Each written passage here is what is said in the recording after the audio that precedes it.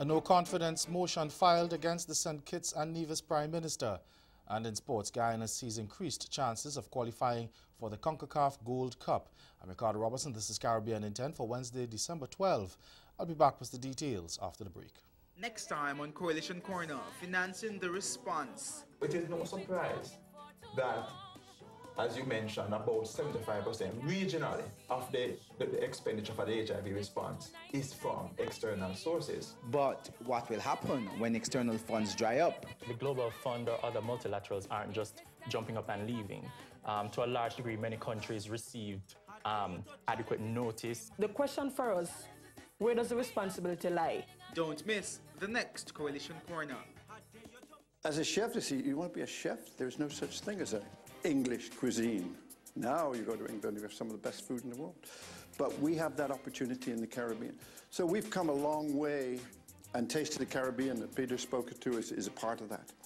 But as somebody said, I think Chef Deuce said yesterday, you are in the vanguard of this because this is really starting to develop. Really starting to develop.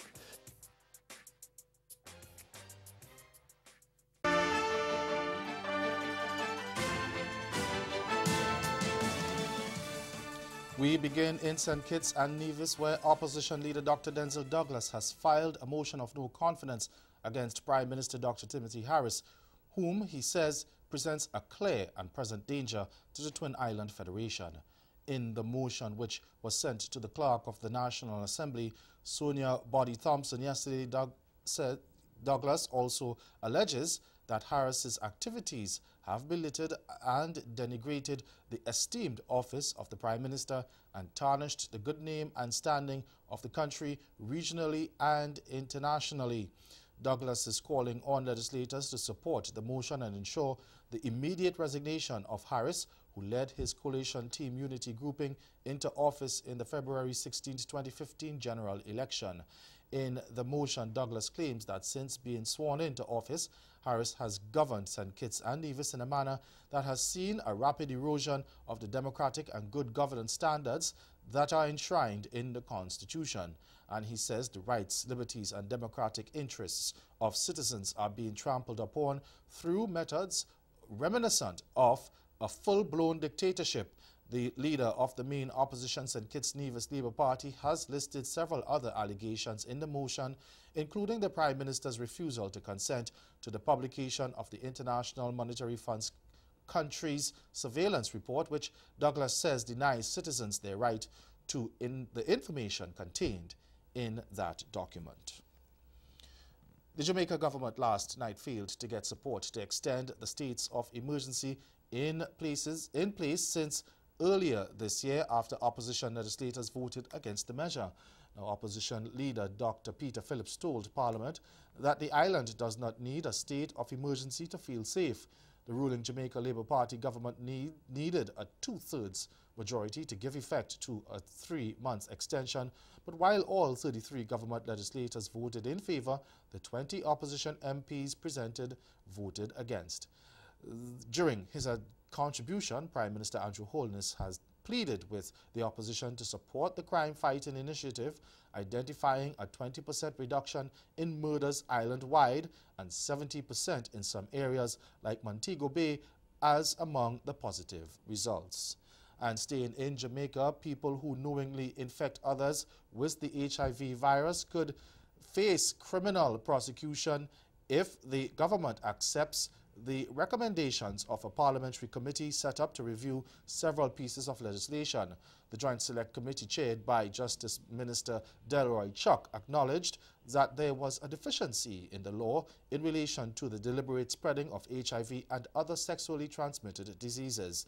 It noted that such an offense exists in other jurisdictions such as Canada, the United Kingdom, and the Offences Against the Person Act should be amended to make it a criminal offence for someone to willfully or recklessly infect a partner with a sexually transmitted disease which can inflict serious bodily harm. But the Parliamentary Committee has decided against making any recommendations to change the laws relating to forced anal sex and incest for fear of inadvertently overturning buggery laws. The Bahamian Senate has passed a raft of financial services bills aimed at protecting the country from being blacklisted by the European Union. Attorney General Carl Bessel explained to lawmakers the importance of the new laws to the banking industry.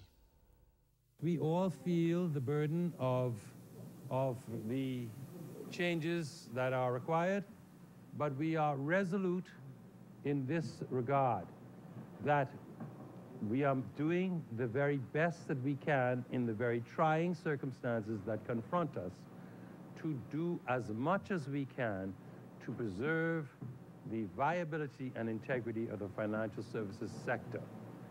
It will be a challenge, but we can first survive, then compete, and then succeed. We are, it is the Bahamas. We know how to do a job, and we know how to do it well. And stay with us, your Midday Sport is next.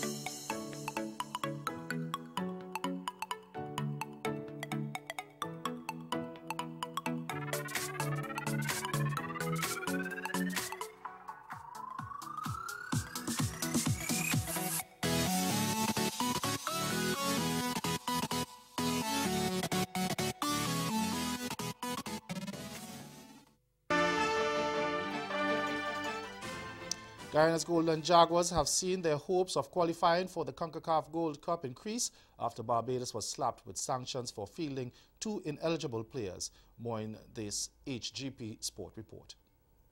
Guyana's chances of qualifying for the CONCACAF Gold Cup has been given a boost owing to a favorable response from the CONCACAF Disciplinary Committee to sanction the Barbados Football Association for fielding ineligible players in the match against Ghana on September 6, 2018.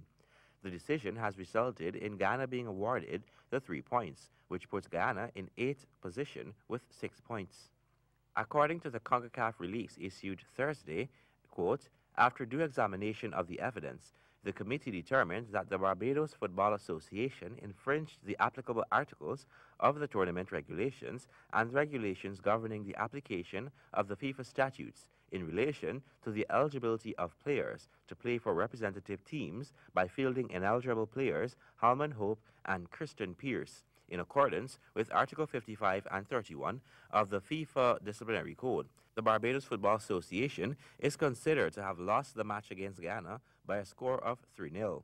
Technical Director of the GFF, Ian Greenwood, said, quote, we can now create history with an extremely talented group of players. Our destiny is now in our own hands. It's very simple. We can beat Belize in March, and we can qualify for Ghana's first ever Gold Cup. Head coach Michael Johnson of the Golden Jaguars, commenting on the decision, said it is a great position for the preservation of the integrity of the sport. Quote, we acknowledge the strength and conviction of the governing bodies to uphold the integrity and the honesty to which the game demands. We now look forward to the game in March, which should be a wonderful celebration of the country as we strive to make history. End of quote. While Ghana's last qualifier against Belize is scheduled for Saturday, March 23rd, 2019 in Ghana. That's Caribbean Intent. Join us again at 6:30 for Caribbean Newsline. Good afternoon.